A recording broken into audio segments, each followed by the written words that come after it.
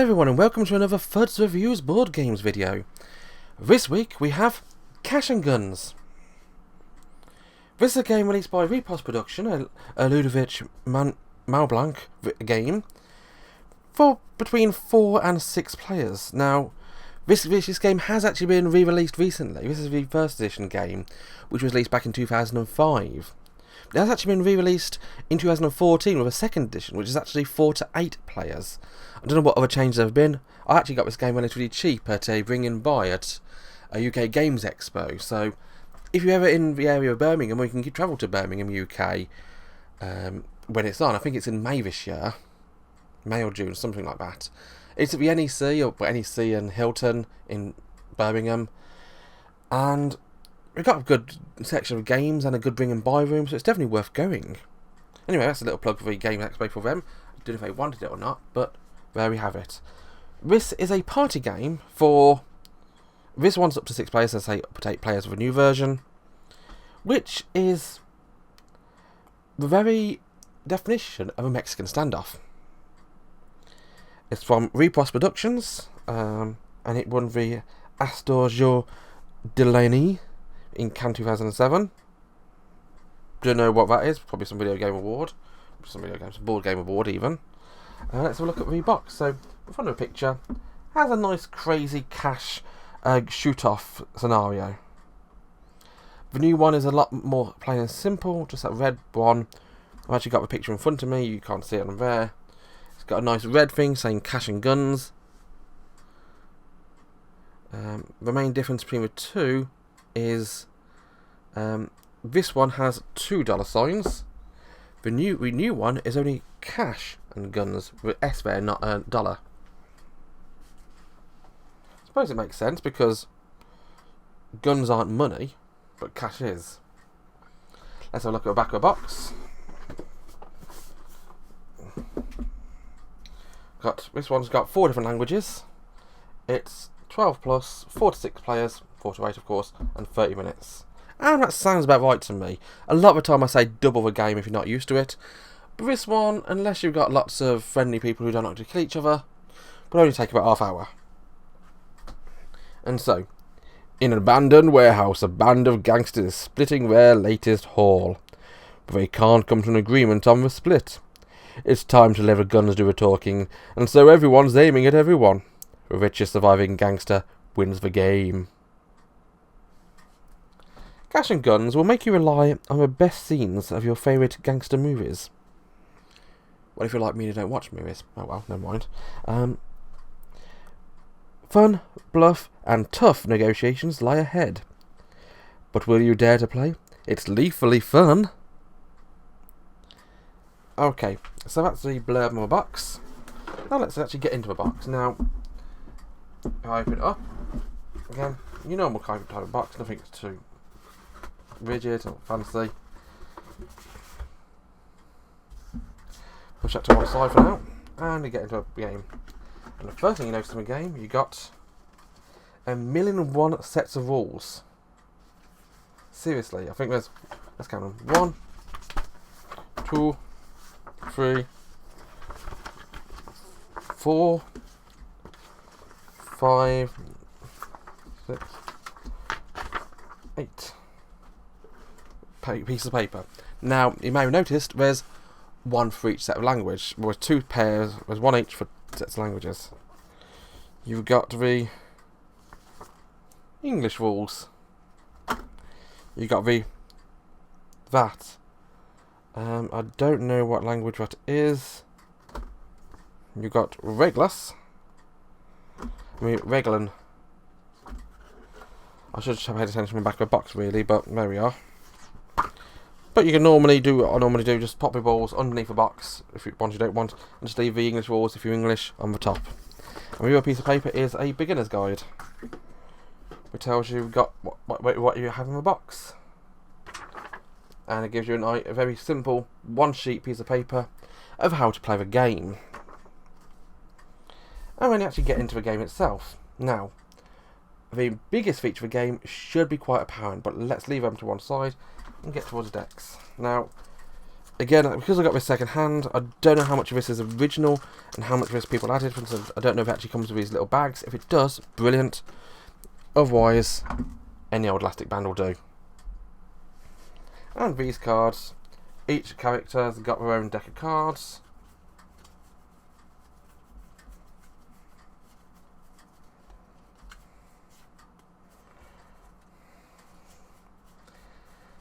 And after we got to those decks, you've got the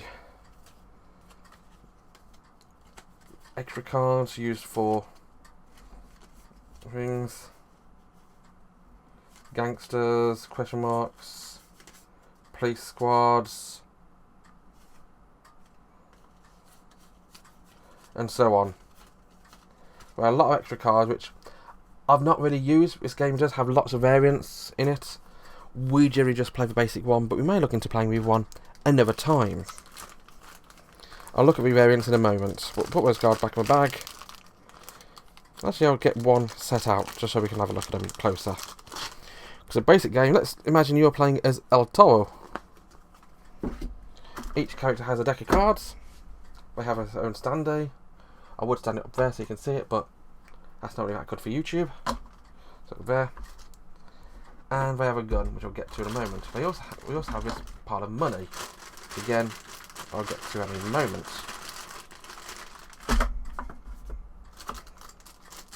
You got these counters, like wound counters and police counters, and coward counters, and so on. Each character's got their own little standee sets and their guns. So, the cards. You got click,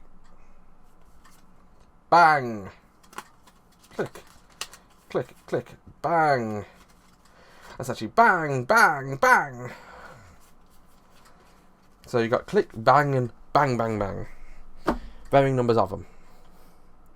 So a simple way the game works is you got this pile of money in the middle of the table. Each turn, a number of notes are revealed to everybody to be this turn's share. So let's say you're playing for a total of $50,000 in about 6 different notes. I think it's 8 or 10 or something like that. Let's have a quick check actually. Okay, yeah, beginning of each round, one of the players takes 5 banknotes from the deck and places them face up. Each player chooses a bullet card and places it face down in front of you. The Godfather, moderator, will count up to 3. On 3, each player takes their gun, because each player gets a gun, and aims it at the person they want to shoot. To kindly convince that person to give up their share. So let's say I'm playing with you and another person called Fred. I've got my gun and I point it at you. You got your gun and they point it at Fred. And Fred's got their gun and they're also pointing at you. Now, what actually happened there is, I'll put my gun down a second.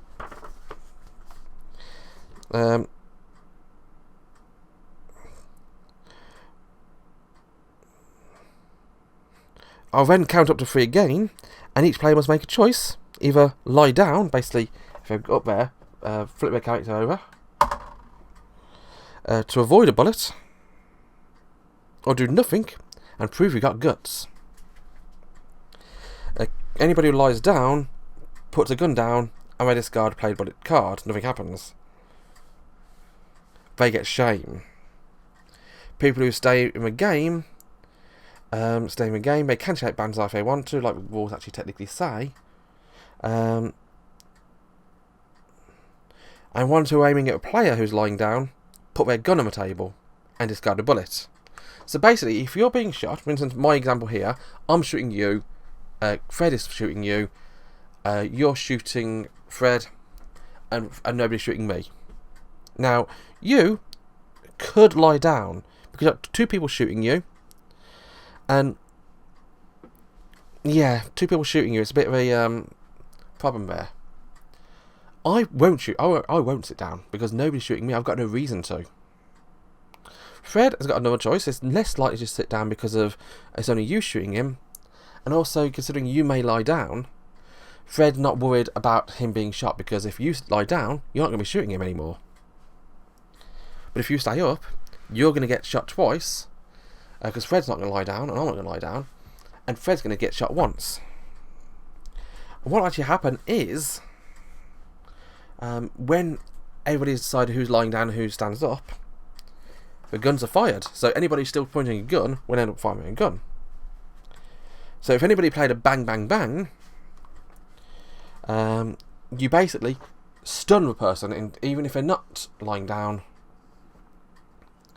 even if they're not shooting at you, you stun them and they drop their gun. They lie down and take a wound. You basically shoot them, they take a wound, and they're so shocked they don't shoot back. If you played a click, you basically bluffed them. You've basically pulled a gun saying, "Give me your money." Click. And the person doesn't, nothing happens. But if you played a bang, you shoot them, they take a wound, and anybody left standing and alive shares the money equally. Anything left over is carried over to the next round. And that keeps going until either the money's over or you're out of players. There's also 8 round limit as well, I think. But I think that's the number of things in there as well. And at the end of the game, the richest person who's still alive wins the game. And so, as I said earlier, you got variants of the game. I've not really looked into this too much. For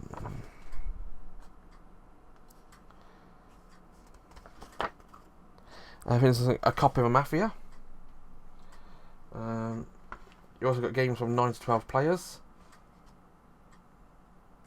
If you've got multiple copies of the game.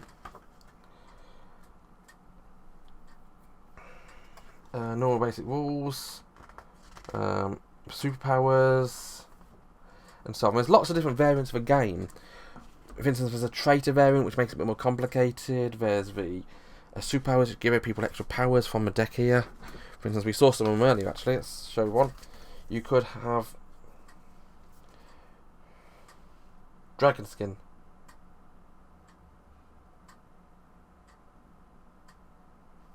You could be the insane.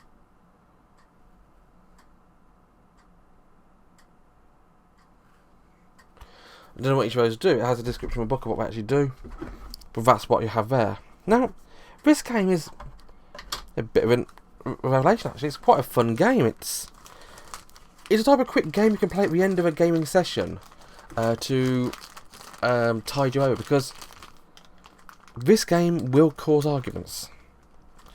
Because you can end up picking on somebody if you are having a bit of a tiff with them. And it's a fun game. It comes with props. I mean, who doesn't like playing with a foam gun? I know I do. Even if I can't twirl it with my finger. There you are. There you are. You've got a little catching gun thing on it as well. It's a nice quality. Not very rigid. If you try using them anything else, it's going to cause them to get damaged. But it's a nice little additional thing to a game, really. It makes the game a bit more fun.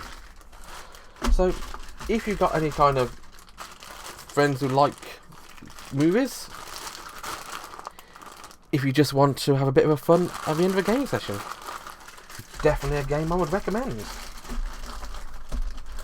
It's not going to win any awards for being the most deep and involved game ever, but it's a lot better than some of the other possible games you could be playing.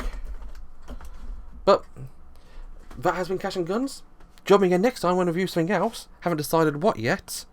I'll be recording that in a few weeks' time, so I don't know yet what I'm going to pull down my table.